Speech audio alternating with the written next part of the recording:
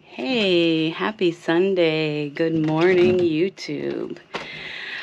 Welcome to Growing with Sarah. I'm Sarah, and it is Sunday, July 7th.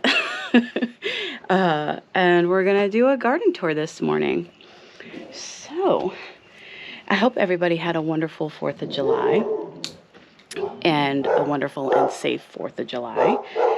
We had a really good time here. My son and his girlfriend came up and they went and did the fireworks and everything. So it was a nice time, and the weather was quite lovely for northwest Wisconsin anyways. And the rain held off, which was nice. We are supposed to get rain today, so we have a nice overcast morning for doing our garden tour.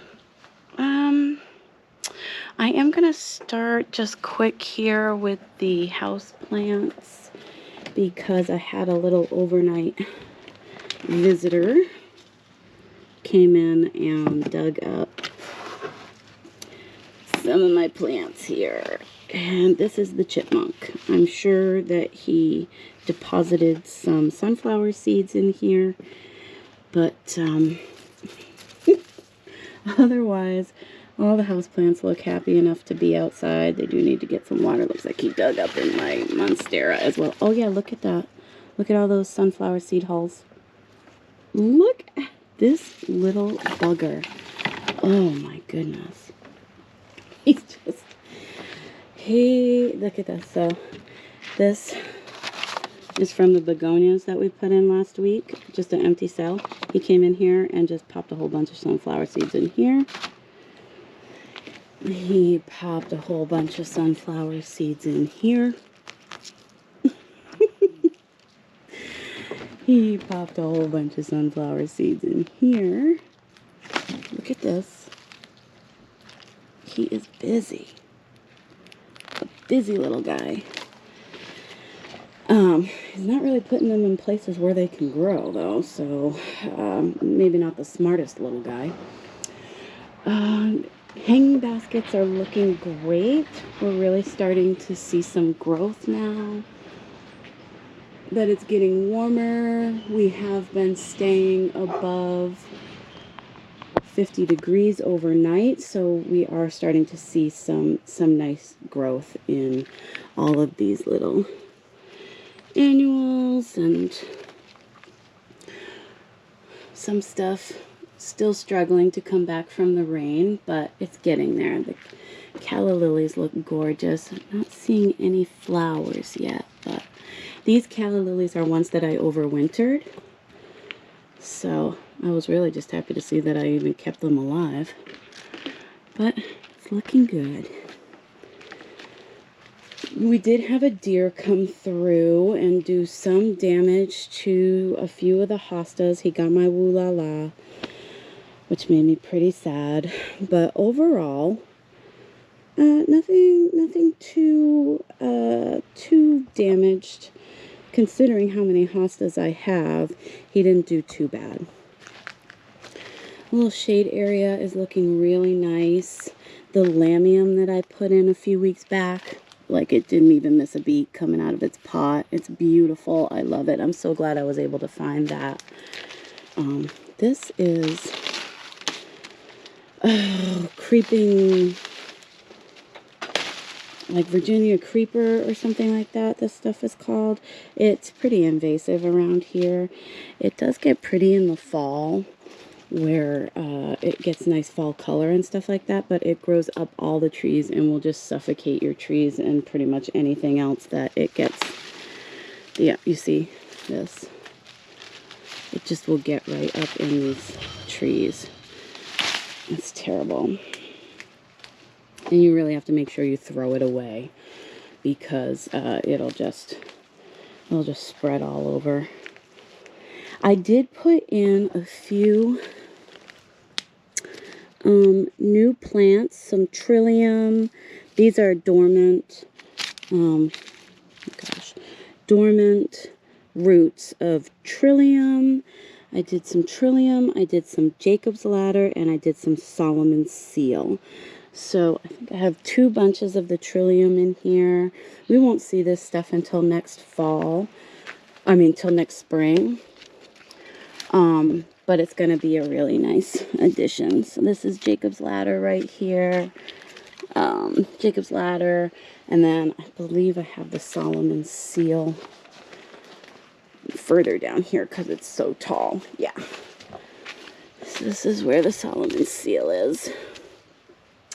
And I'm super excited to have that stuff in the shade garden. And I'm going to be separating out some of these hostas, these larger 3 hostas that I have right here. This is the Empress Wu. That's Summon Substance. And that is Water Slide.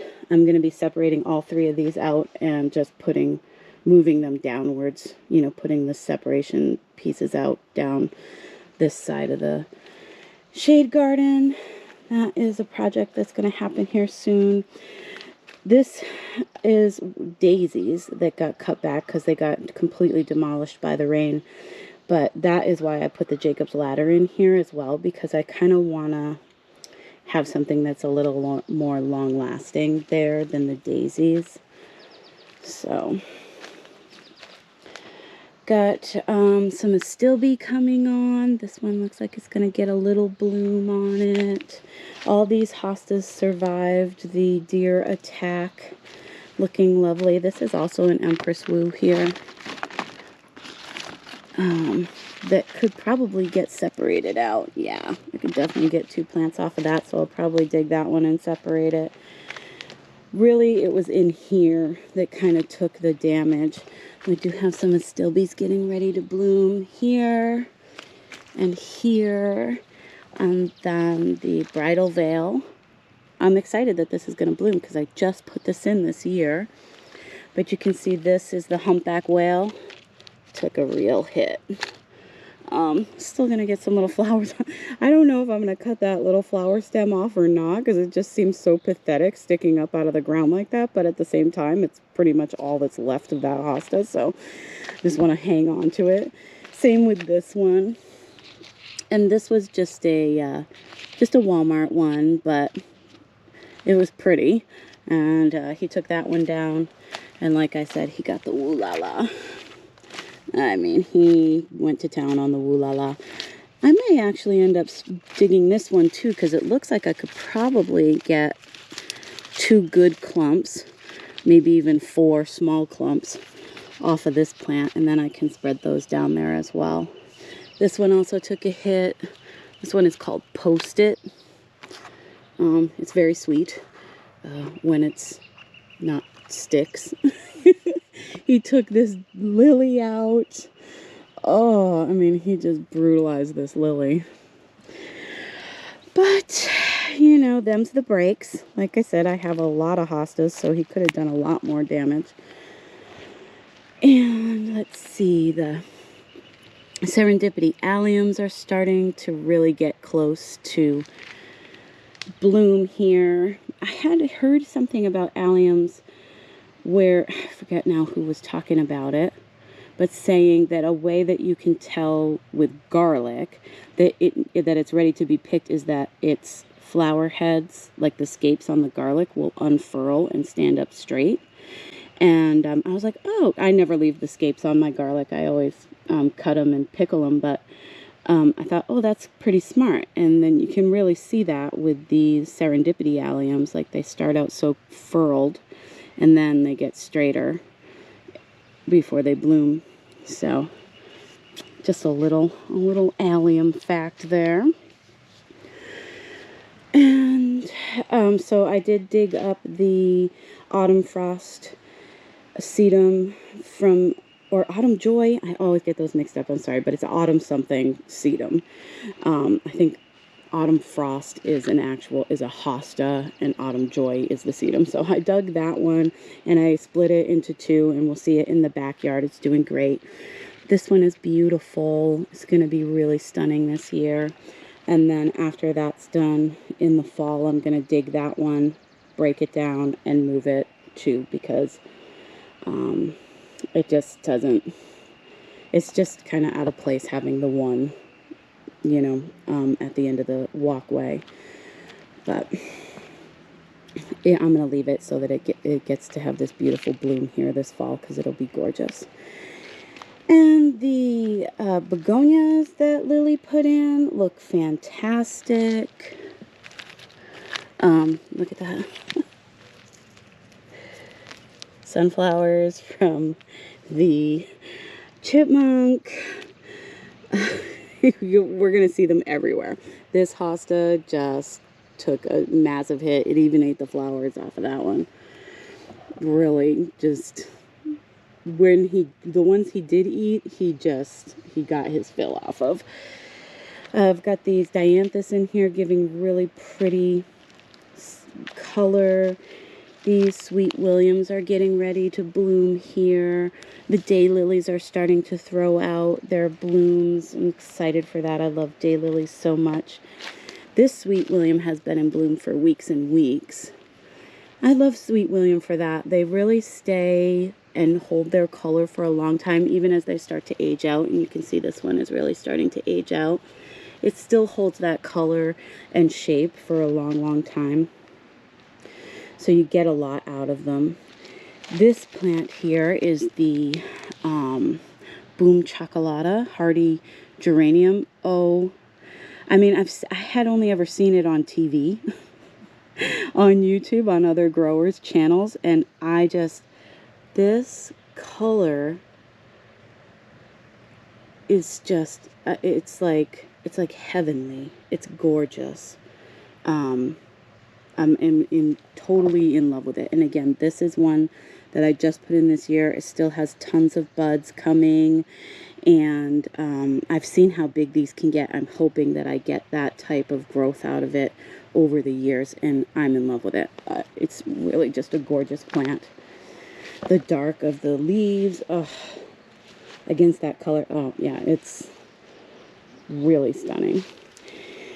The phlox that got eaten back by the deer is starting to push new growth and even put some blooms out.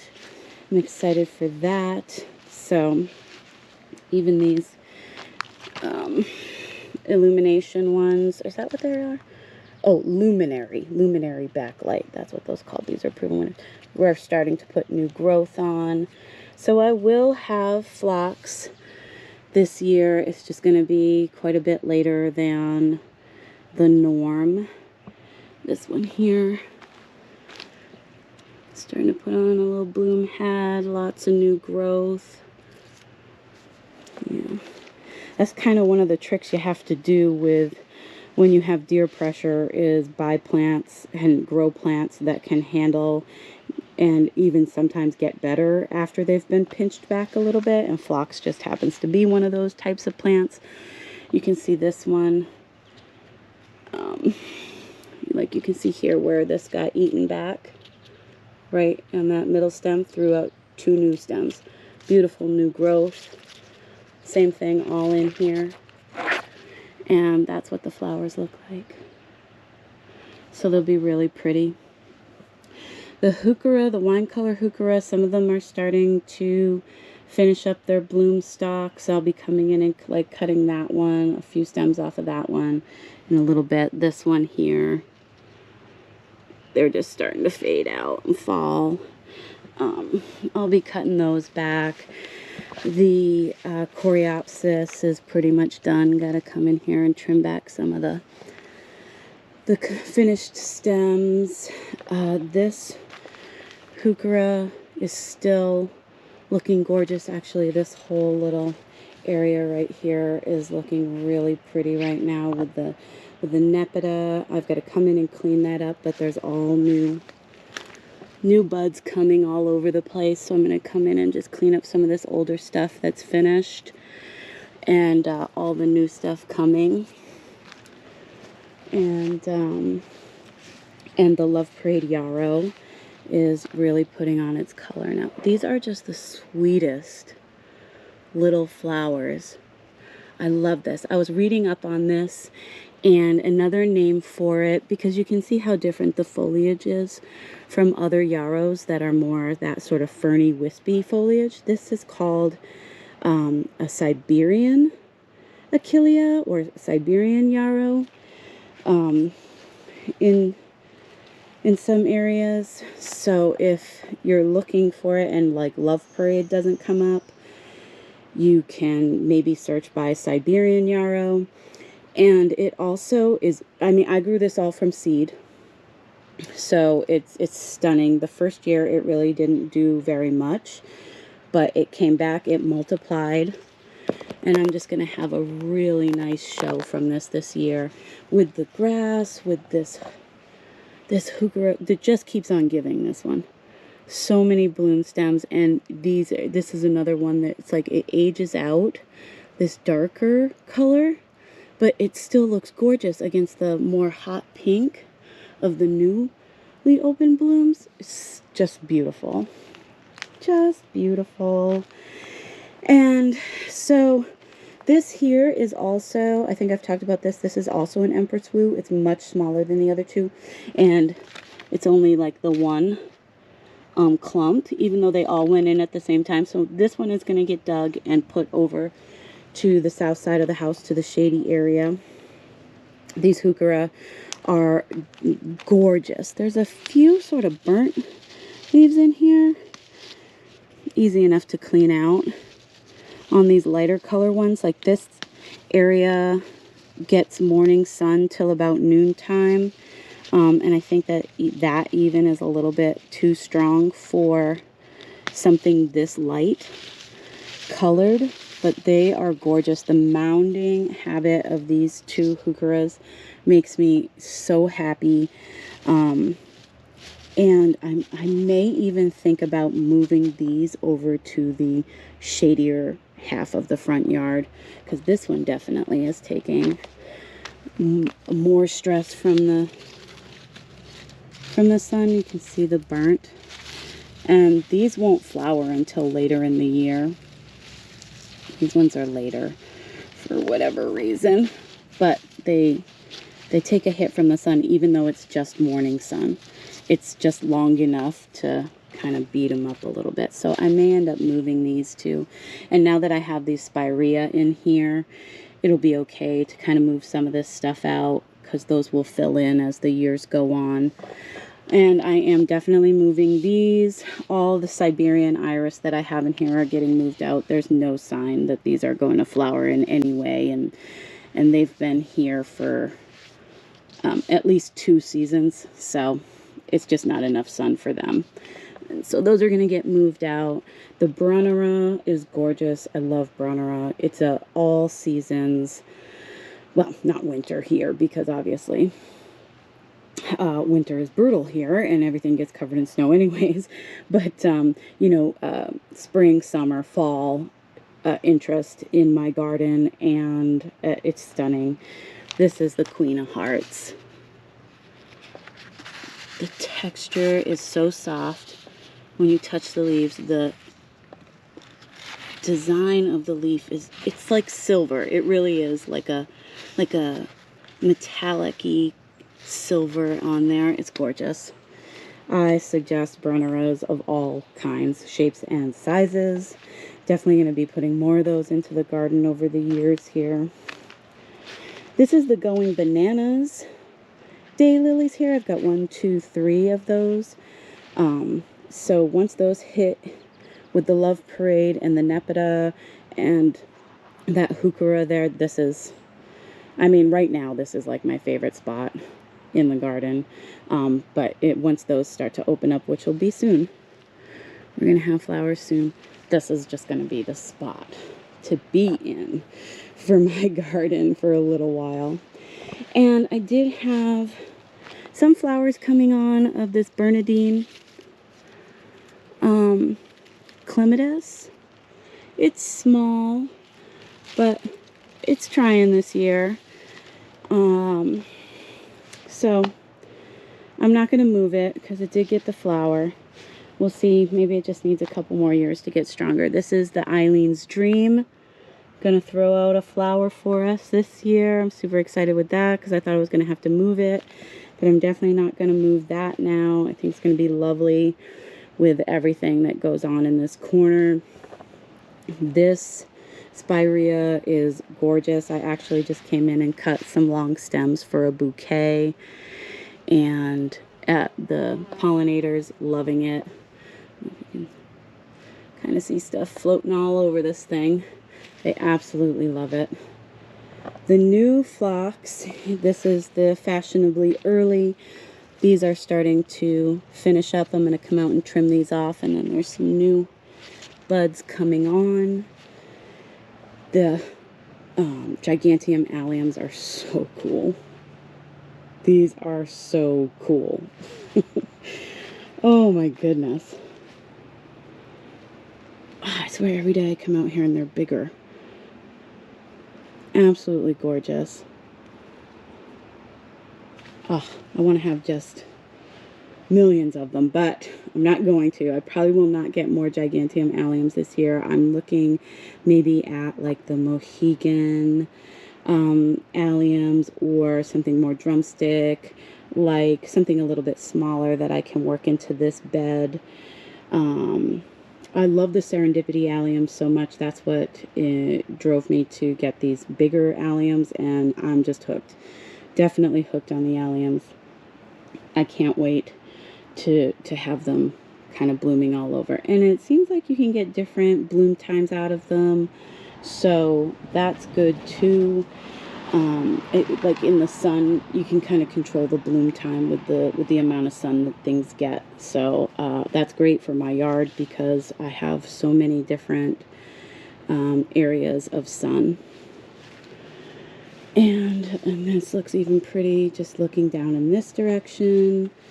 The Invincible lace getting closer and closer to being open. Again, this is just their second year in this spot, but they look great, especially this one. This one, I don't know if you guys remember, or if you're new here.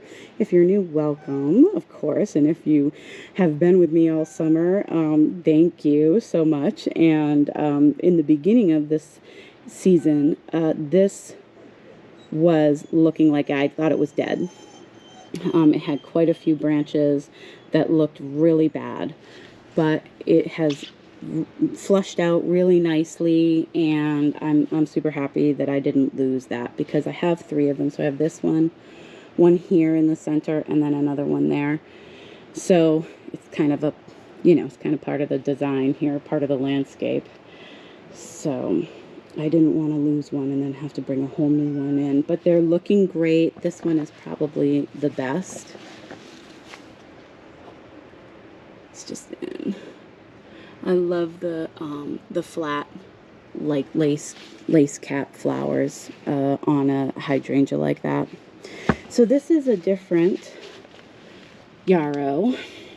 This is fruit bowl, and you can see the difference in the foliage. This is more what you see on a yarrow, like a yarrow that grows in the wild and stuff like that, is more this ferny foliage. So that's, I would say, more common than the Love Parade, where it's the Siberian variety. This is Mahogany Splendor Hibiscus. This stuff is kind of popped in all down this part of the garden because I'm going to be using it for bouquets, just for myself, for filler for bouquets this summer once the zinnias and sunflowers start coming on. The ajuga that I got at the Bare Root sale this year is earlier this year is doing fantastic. It's starting to throw out runners. It's really going for it now. What are you guys doing? I want to say hi to the kitties. That's Dill, and that's her sister Olive, and they have little baskets here to sit in. And actually, if you see that little pop of white in that basket, that is, oh, there she is, that's Tootsie. And right back there, that's Meatball. All the kitties want to get on camera this morning, huh? Look at you guys. What are you doing? So I have screens that are just held on by magnets for these windows because I have 4 cats and they destroy it, so I just buy new fabric every other season or so, because they put so many holes in it, and then I just magnetize it to the windows. I do that for all my windows in the house, because otherwise I'd be spending thousands of dollars on screens every year with the cats. They like to climb. This Triloba rudbeckia is huge. That's huge. I would say it's almost about 4 feet tall. It's gonna be absolutely stunning this fall. The Triloba rudbeckias, they bloom more in the fall, and they just give such gorgeous color. Oh, I was so in love with them last year. I'm so excited that I had so many come back this year. I've got 1, 2, 3. I think there's a 4th one too that might just be a little smaller up in that area. But they're gorgeous, and they come back, so I don't have to worry about having to start them from seed every year, although I probably really even want more in here, so I may start some from seed next year. We'll see. In the fall, when you see how beautiful these are, you'll be like, oh my god, you need to start more. Especially since I don't always I don't have a lot of color in the fall, because my gardens are so new. Everything that I am starting with here, this was all empty. I'm trying to get the right lighting for you guys here. Let's see, there we go. So all of this, all my gardens that you guys see were completely empty. There were no gardens here when I moved into this house 3 years ago. So everything is new, no established anything at all. So that's why there's a lot of empty space and everything like that, because I'm trying to start a lot of stuff from seed, and perennials take a long time to start from seed, but also throwing in a lot of annual color where I can, but I can only handle so many plants in my house. So that's what's going on in these sort of more blank spaces that you see. So anything that comes back year after year is fantastic, especially when I start it from seed. So here's a really good example of that. This is another rudbeckia that I had started from seed last year. I think that it is a Sahara mix. I had a few different ones last year. I had like the Cherokee Sunset, the Sahara mix, some chimneys. I think based on where this was last year, which was over by one of my tomato trellises, I think that it's the Sahara mix, and it has come back beautiful. And not only that, but obviously I dug it up and transplanted it over here because it was going to get trampled on sooner or later. So I dug it up and moved it over here, and it's gorgeous. It's got tons of blooms coming on it, so I'm hoping that this will kind of pop back up here every year. And I wasn't expecting that, because I was just growing the rudbeckia as an annual. There's the hose. I do have to come out and mow. So here on a lot of the vegetables, you're gonna see some dustiness. This is Captain Jack's dead bug. I've got it on leaves. I've got it on the ground around a lot of my vegetables and plants and flowers, because of the pest pressure that we've been having. The slugs, I've talked about the slugs a lot, but we've had a lot of other pests coming in here. Grasshoppers are pretty big in this area, and a few other things that have just been kind of putting way too much pressure on my tomatoes, which I don't have that long to grow. So I really have to protect them, but I'm starting to see some little flowers coming on. So on these trellises, this trellis here and then that trellis there, these are all the Roma, the San Marzanos. This is a pestamon here. I think it's Red Queen or something like that, that I got from the bare root sale. That Agastache is doing beautiful, that I got over at Walmart. The Violet Night Salvia is gorgeous and putting on a ton of new blooms here, so I'm going to come in and trim those up. looking gorgeous. I do have netting kind of hanging on some of these trellises and around the peppers that you guys will see because of the deer came through. It ate the tops off some of my peppers, which seem no worse for the wear. Everybody's doing good in here. Again, that's another plant that kind of can tolerate getting pinched back. I have had the deer come in and eat my tomatoes before, which is crazy to say. Who thinks of a deer that will eat a tomato, or a tomato plant anyways, but they do. They'll eat the tops right off the tomato plants. Like I said, I try to be really protective of those because I do a lot of canning with the tomatoes, and they're kind of important. They're an important thing that I grow. It's not just for me to have something beautiful growing in my garden. It's something that I put up every year in my pantry. So being a little bit more protective of those than I might be of other plants. He came in and he got this hydrangea. Oh, that little spider. Hey, Leo. Anyways, bit a bunch of tops off of this candelabra hydrangea, but he didn't get everything. But he did get a lot. So this one will not have as many blooms as this one does. And you can see a lot of the blooms coming on here. This starts out white and then finishes, you know, like a pink rosy color in the fall. And it has the red stems. Really pretty. Really, really pretty. Can't see it down here too much, but that lamb's ear that I tucked in is starting to bloom. So this was also from that bare root sale, and you can see there's even a little bit of, oops, new growth down here. That other agastache doing beautiful. These are daylilies that got put in as just bare roots last year, so I don't know if I'll see any flowers off of those this year or not. But I'm hopeful. So they've definitely put on a lot of foliage. They seem healthy. So I'm looking forward to seeing some flowers off of that this year. Here's a good example of the pest pressure.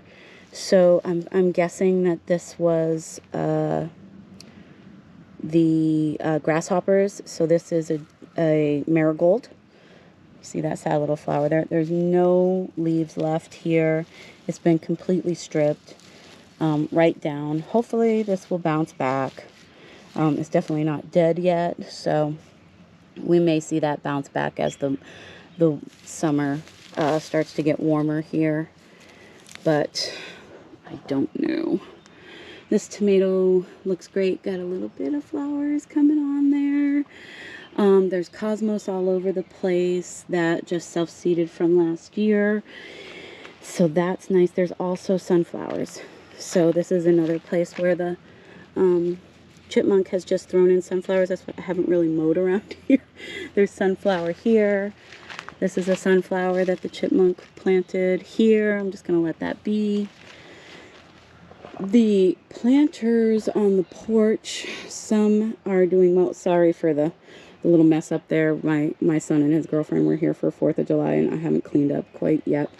So don't look at the soda cans. But some of the planters are doing well. Some of them are not. This Black Mamba petunia is really struggling. It's been drier, so I'm hoping that it'll bounce back. But the one that was in this pot didn't make it. It died. And actually, as long as we're here and talking about it, I've got a couple of vinca that are in their, been in their little 4 cell for too long. That can fill this spot in. And you see that? Sunflowers. He came in and dug out half the roots of this vinca and planted sunflowers in there. My goodness. Oh, okay. Those should bounce back pretty easily, and we are going to get some rain here pretty soon, so I'm not going to water those in. This little calibrachoa is doing beautifully, and it looks great with the Shasta daisies. A lot of the Oh gosh, how come I can never remember what this is? But I started all of this from seed. But a lot of it was very small when we put it in, and it's doing great now. That'll come to me what that is. These containers up here are doing fantastic with the dichondra and the alyssum, and then these are the rose gold crazy tunias. They look fantastic. This, I had to throw some vinca in the center of this because the, look at this, sunflower. Oh my God. I mean, this chipmunk has been so busy. He is really going for the gold medal this year. But we had that Calibrachoa in here, the vintage coral Calibrachoa from Proven Winners, which was like the only plant on my list that I absolutely wanted to have in my garden this year. This one died during the rain. It just couldn't handle it. The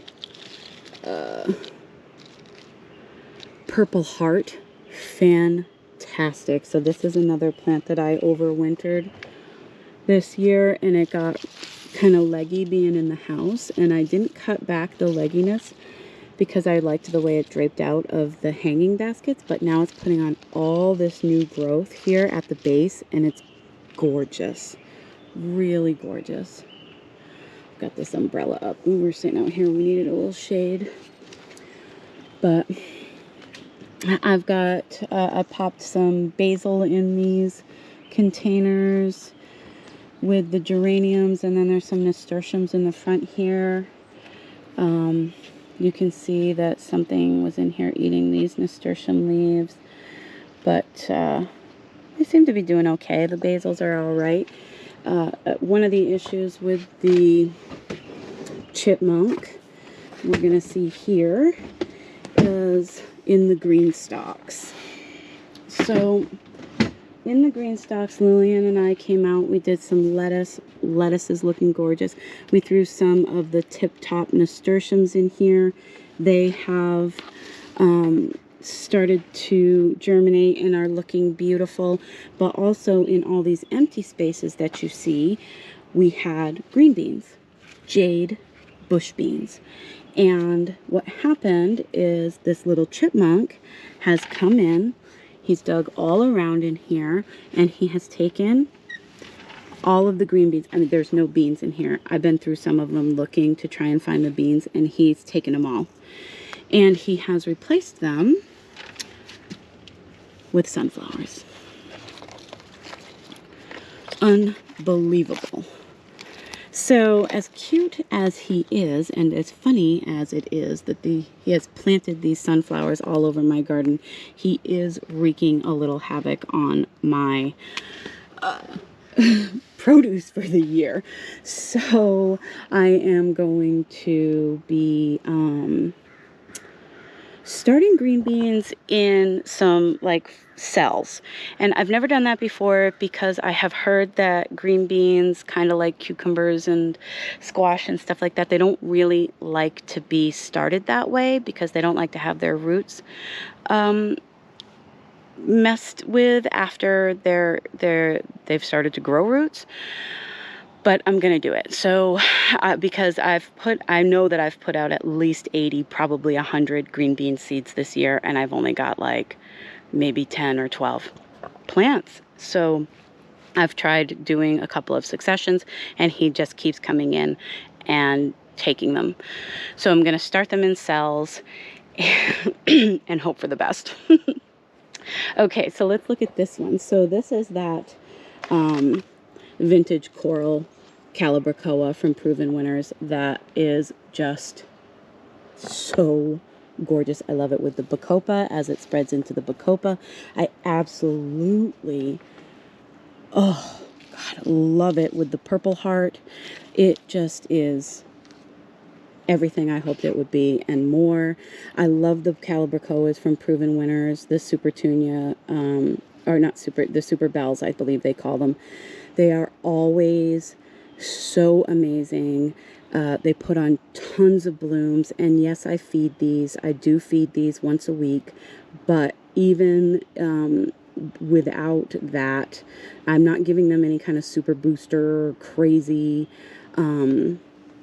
feed or anything like that. So they just perform so well.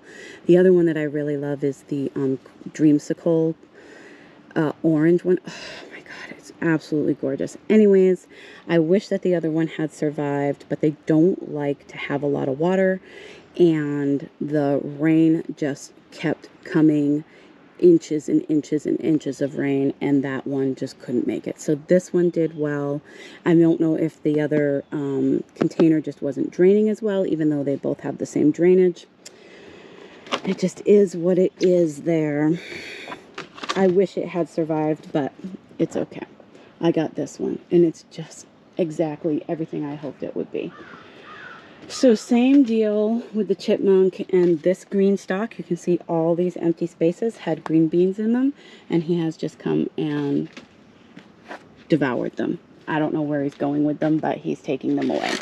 These have to go into the garden today. These are the little honey, don't mind these dead peppers back here, but these are squash. These are winter squash. The honey, they're like the baby ones, so they take about 100 days, so I should be able to get some fruit off of those. I've got 4 plants. I'm going to plant them all. I started those because I had to restart cucumbers as well because the slugs got all my cucumbers, so I had to restart cucumbers again. Cucumbers don't take that long once they get going to start putting out fruit, so it's not the worst thing in the world to have to restart them, but I do have a pretty short growing season here. So I'm glad that they got killed off kind of when they were in the seedling stage and not later on, because then they would have been a complete loss. These hanging baskets look gorgeous. This is the Supertunia Latte and Dichondra Silver Falls, stunning over there as well. Again, the proven winners, petunias and Supertunia varieties, I love them. I love their super vals. I will always sing their praises. They are wonderful plants, and all you have to do is make sure they get a little bit of fertilizer, once a week. They can take a lot of different sun. I've had the Supertunias out in my front yard where they are only getting sun through noontime, and they do just as fantastic as long as you kept them fed. So I totally recommend them, and they are a little bit pricier than other plants, but only a little bit. I mean, maybe 50 cents around here. They're like maybe 50 cents to $1 more expensive than the other brands and varieties. So for me to know that I'm going to get that kind of performance out of them, it's worth the 50 cents to $1 to get that.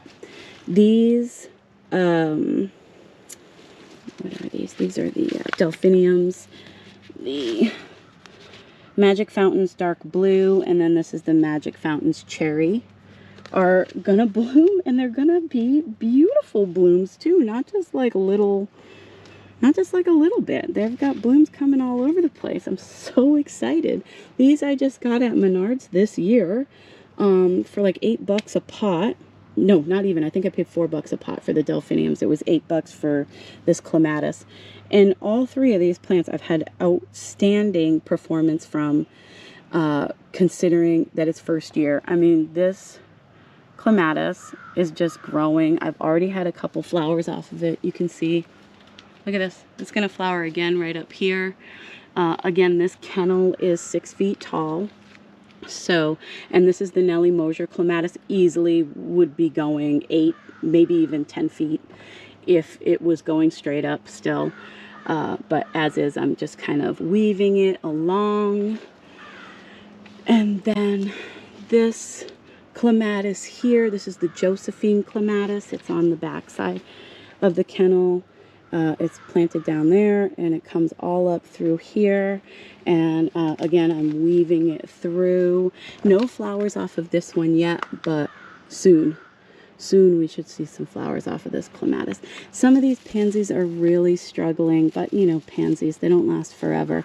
So I'm probably going to come in and cut them back and give them a good fertilizing to refresh them.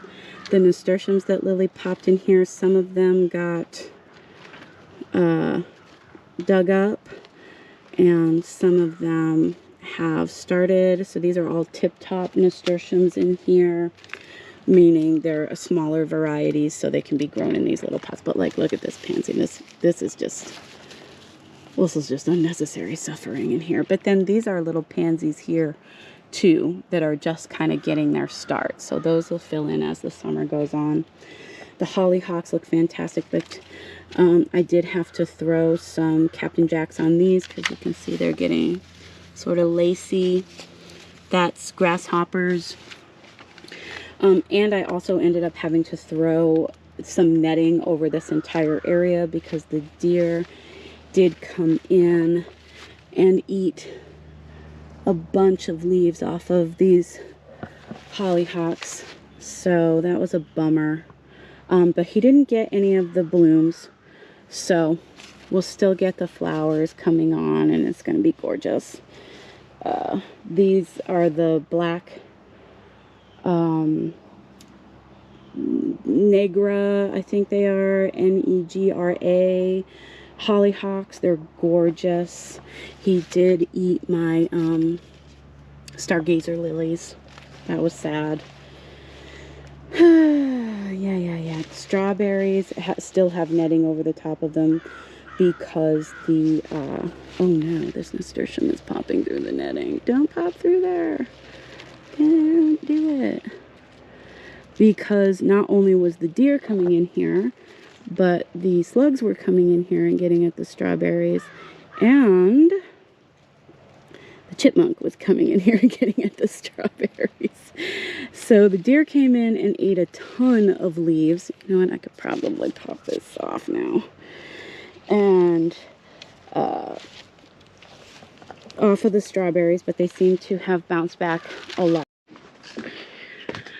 Okay, guys, sorry about that. The battery died on my camera. This is going to be a little extra long garden tour this week because we didn't have one last week and because we have actual growth happening. So anyways, I know I left off here.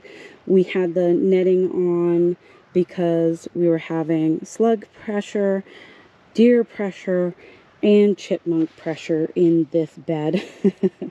You name it, it was having it. So I just took the netting off. So we've had some really gorgeous strawberries in here, but you can see, so that's, I don't even know what that is, some sort of worm in there. Been getting at everything in here. And we had slug pressure come through and really do a number on a lot of my zinnias. Some of them just didn't make it at all. Between the rain and the slugs, some of them are fine. And there's a sunflower. But the cosmos, they don't care. Cosmos are going for it. There's going to be a really beautiful, beautiful line of cosmos going here this year. These little tomatoes are doing great. So this is the spoon variety. So it looks small, but it's not. It's just a smaller tomato. That's the blueberry. This is the honey drop, which is supposed to be like the sun golds, I guess, like a cousin to the sun gold. This is my best plant right now, where it has flowers and it's strong, healthy, happy. One of the ways that I deal with a short growing season and a cooler growing season, as far as somebody who loves tomatoes, homegrown tomatoes, is by growing smaller varieties. So cherry tomatoes that produce faster, like the Roma tomatoes, determinate tomatoes that need a less that have a specific amount of time that they grow and they produce, generally all at the same time. And just unfortunately, I can't grow a lot of big slicers, which is why I only have 2 sort of slicer varieties. And even those aren't large ones, like they're the Cherokee Carbon and the Black Beauties are, I mean, probably the biggest one you're going to get is like, you know, a handful kind of tomato. I'm not looking to grow 1-pound tomatoes or anything like that because I just don't have the right weather for that. I don't have a long enough summer. I only have like about 120-day growing season, and I do not have enough heat. Even in 120 days, we're not getting hot enough. Like I said, it's just started to warm up. You can tell by the growth in things from the last time I did a tour, and I didn't even do a tour last week because last Sunday I woke up and it was 45 degrees out, and really nothing had changed all that much since I had done a tour. So I just walked you guys through some chores that Lillian and I did, but you know, we're just getting into having 70-degree days every day and a couple of 80-degree days here and there. So even in that 120 days, I don't have a lot of heat. We will probably get some continuous 80-degree days now that we're into July. Like mid-July will start, maybe through mid-August, but then it'll start to cool right back down again and we'll lose the sun. So I won't be able to grow things like tomatoes very much further than that. Anything that's on the plants basically has to finish at that point. Okay, so after talking about that's how I get around that and still get tomatoes is I grow varieties that don't take a long time to grow.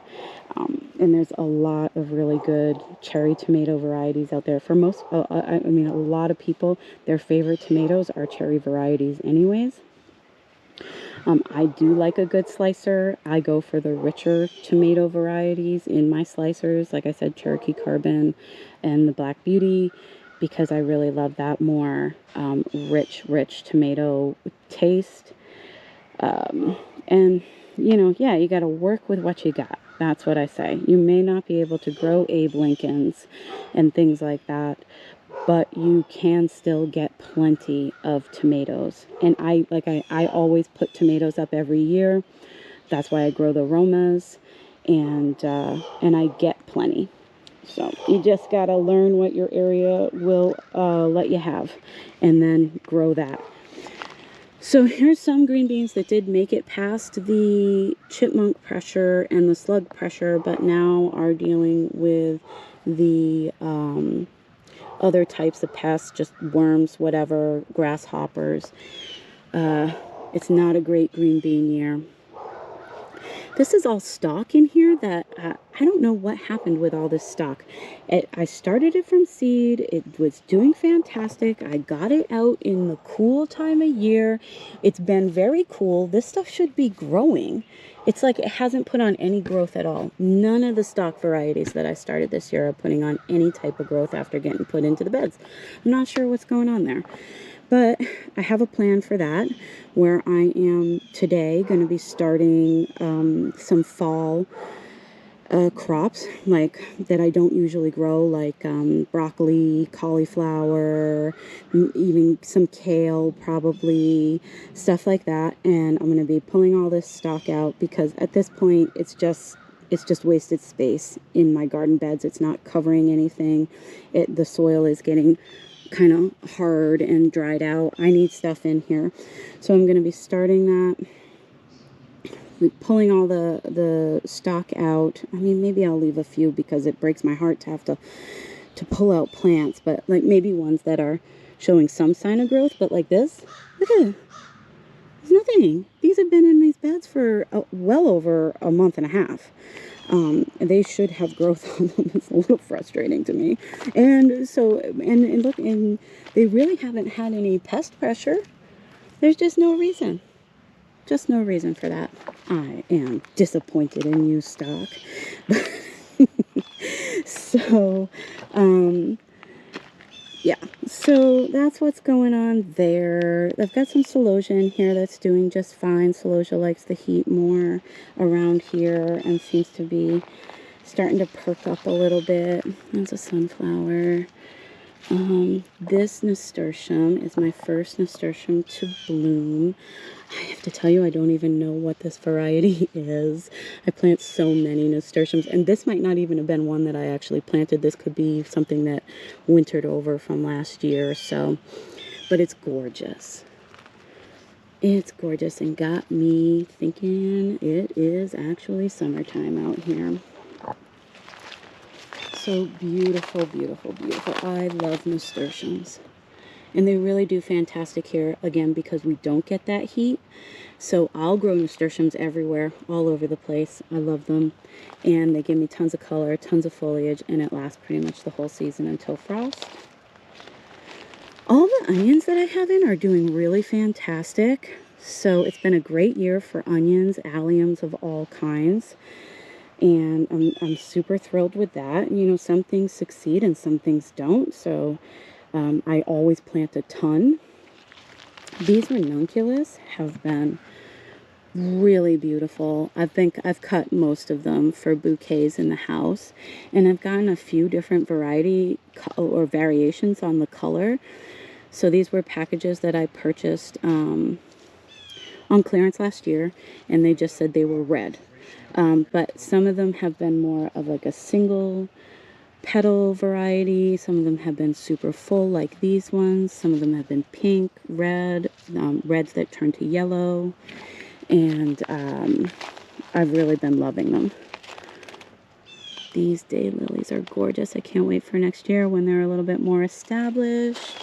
Start to fill out that area. Again, the queen line zinnias have taken a hit. Pretty much everything on this side is dead. I'm going to be putting that squash in here to kind of cover that area up. But I still have some over here. Some are struggling. But I will tell you, every year I grow zinnias. Every year I go through this with the slugs and the grasshoppers. They just love the zinnias so much. That's why I plant so many. That's another really great way to get around your pest pressure is just plant, plant, plant, right? Seeds are fairly cheap. So start, you know, I start like 30 plants. I get 20 of them in the ground. I lose half of them. It's okay. I still have 10 zinnias.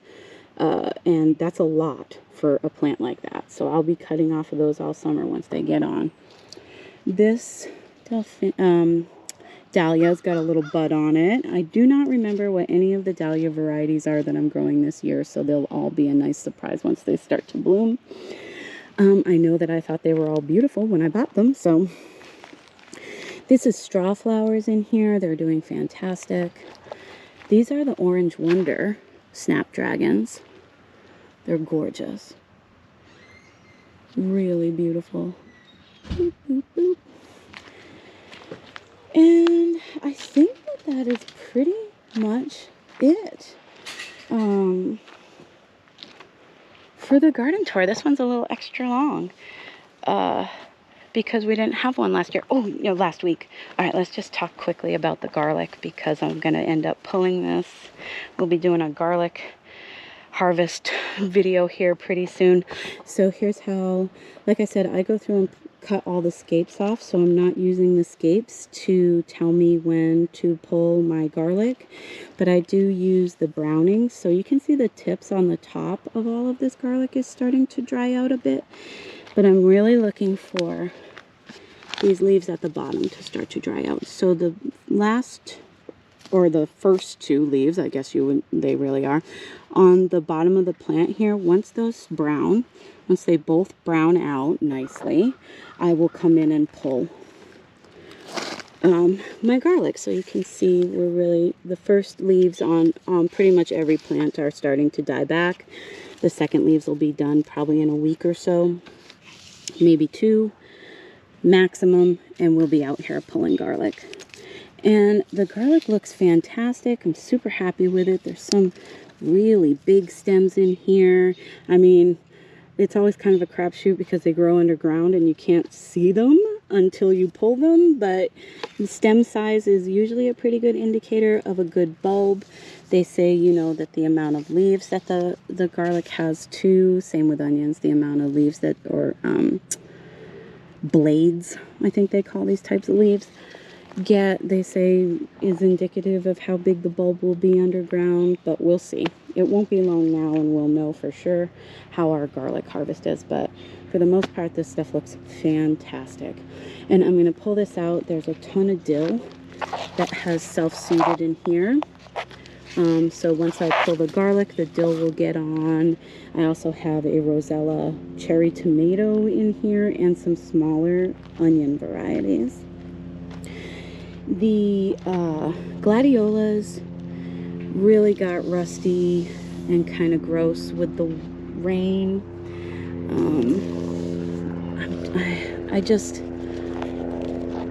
I want to give them a little bit longer to see. They still seem like they're probably going to flower, but I don't know how nice the flowers will be with all the rust that they've gotten, so we'll see. I'm doing some of them are really beat up. Oh, you're pulling them. Pulling some runners. Pulling some runners, yeah. All right. Okay, so that is it for today. I'm calling it. I hope that you guys had a wonderful holiday. I hope that you're having a wonderful weekend. And thank you so much for watching. If you made it all the way through, bless your heart. And we will talk to you again next week. Oh, bye.